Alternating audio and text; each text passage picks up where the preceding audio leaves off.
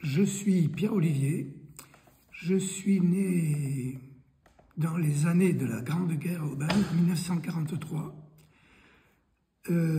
au 3 rue Moussard, donc en plein dans la vieille ville basse d'Aubagne, d'une famille de parents extrêmement gentils et adorables, famille de commerçants, et j'ai passé toute ma petite jeunesse dans tout ce quartier de la ville basse, entre la rue Moussard, la rue Rasteg, la place de l'Observance, le clocher de l'horloge, et j'ai grandi là, avec des amis.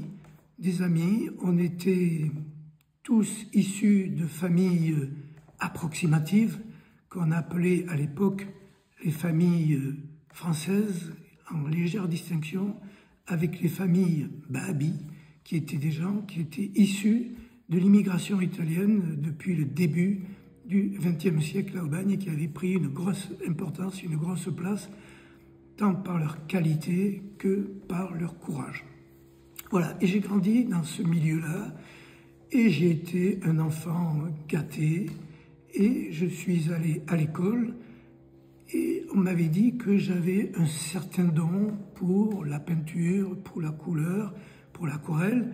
En plus, étant affilié à Théo Sicard par le lien de parenté de ma tante, Jeanne, qui s'était mariée avec Théo Sicard, Théo m'a dit « Tu as un don de peintre et de la couleur, tu vas peindre. » Et moi, j'ai cru à ce que me disait Théo.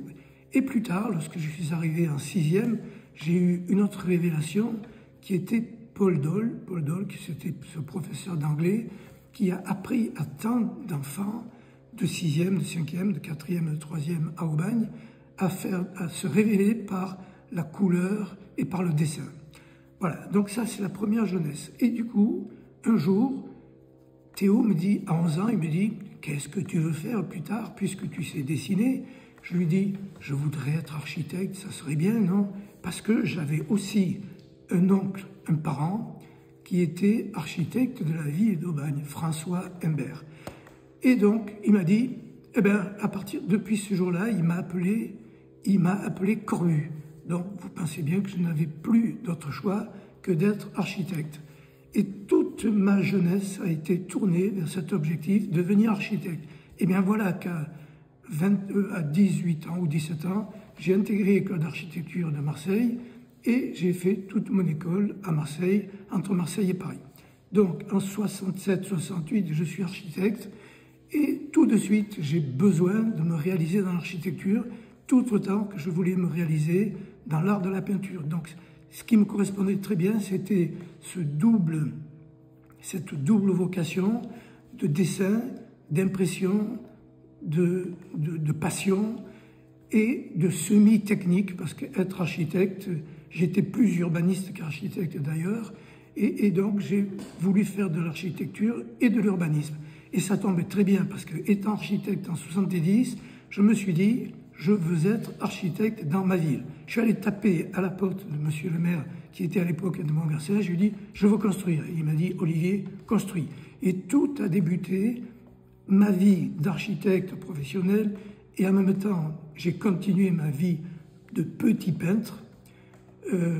Donc, j'ai développé tout ça toute ma vie en ayant un œil très critique sur l'architecture et l'urbanisme. Et j'en arrive là, justement, c'est que l'exposition, à terme, lorsque un jour on est resté avec tout l'héritage de Théo Sicard, quand il est mort en 1970, que toutes ses œuvres ont été déposées dans un lieu et que tout ça est resté secret sous les couvertures pendant 50 ans, et à sa mort, on a révélé le trésor que nous avait fait vivre et que nous a légué Théo Sicard. Donc j'ai dit à ma cousine Jeanne, je lui ai dit, prenons tout ça, faisons un musée. Et voilà d'où est germée l'idée, et qui a progressé tranquillement vers l'exposition que nous vous présentons l'autre jour. Et ce phénomène qui ne pouvait se passer qu'à Aubagne, qui est le phénomène de la relation entre la peinture et la céramique. Alors, pourquoi y aurait-il une relation entre peinture et céramique?